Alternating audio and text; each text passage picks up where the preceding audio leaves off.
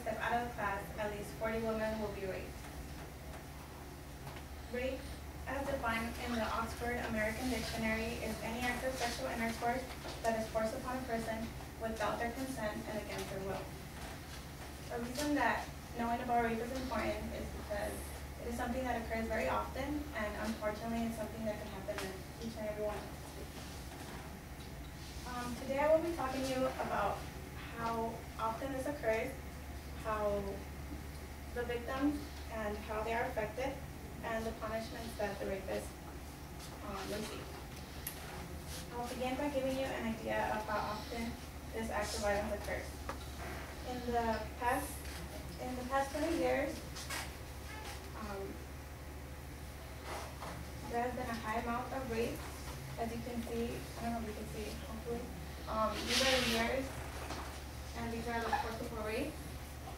As you can see, in the early 1990s, there was like 100,000 rapes, so it was a lot. But since 2004, it's been decreasing slowly, but it's been decreasing. And to add to that, there is a lot of unreported rapes. The FBI estimates that about 37 to 39 rapes are the ones that are reported.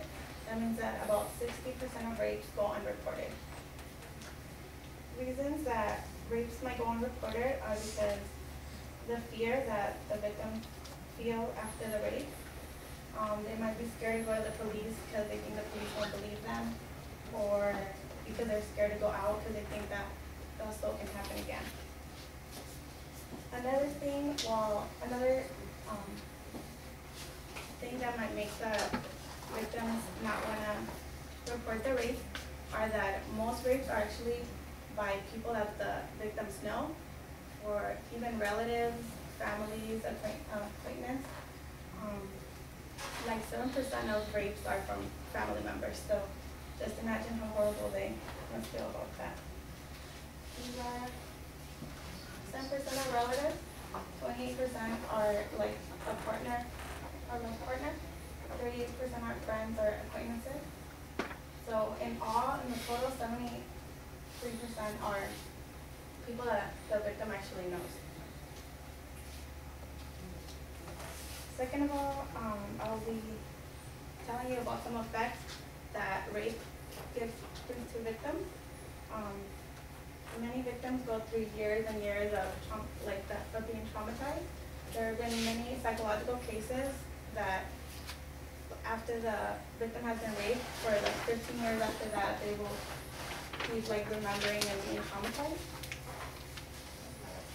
Something else that can be a bad effect on the victim is the STDs. The percent ranges from 3.6 all the way to 30%. So that's just another thing that will remind you for the rest of your life about the horrible incident. And in an article titled American Rape Statistics, there was many symptoms that the rape victims went through, like chronic headaches, fatigue, sleep disorders, nausea, eating disorders, menstrual pain, sexual discomfort, and a lot of victims actually tried suicide. The U.S. Census also reports that about 4.7% of the people that are raped actually become pregnant, and so about 32,101 victims are actually pregnant after the rape every year, and that's just counting 18 years and over, because a lot of the rape victims also turn out to be like 12 years and under. And okay, now let's focus on the punishments that rapists receive. They're not always fair. In a press release by the U.S. Department of Justice that was released on Sunday, August 6, 2006, reported that usually the time that rapists get that are in prison is about 10 years. And it might seem like a lot of time to people, it might seem like not a lot of time, but sometimes it was reported basically that when rapists or like criminals go to jail, they usually think that they'll be out way earlier than they are supposed to go out, be out of there. And it's true, because 4,000 133,000 of the criminals who are released are actually back in jail in the next 3 years. So it's not really like, I don't know, like a good punishment. An example of that was an article posted by Brian Joycey, a reporter of Channel 3 News in Vermont. In this case, a judge named Edward Kashna actually gave a rapist a 60-day jail sentence. And this rapist had actually raped a 7-year-old girl repeatedly until she was 10.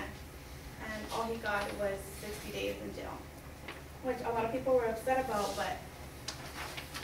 and prosecutors were trying to make it longer, but that's all that we got anyway.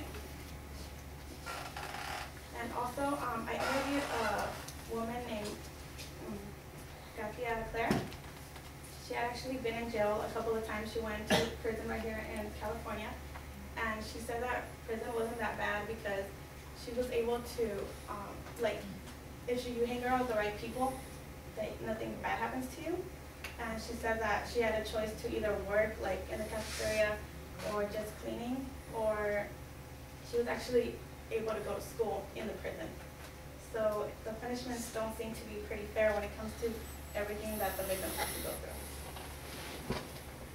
So today I talked to you about how often rapes occur, the victims and how they are affected, and the punishments that the rapists receive. And I hope that you learned some information because this subject is important, because it is something that occurs very often and something that can happen at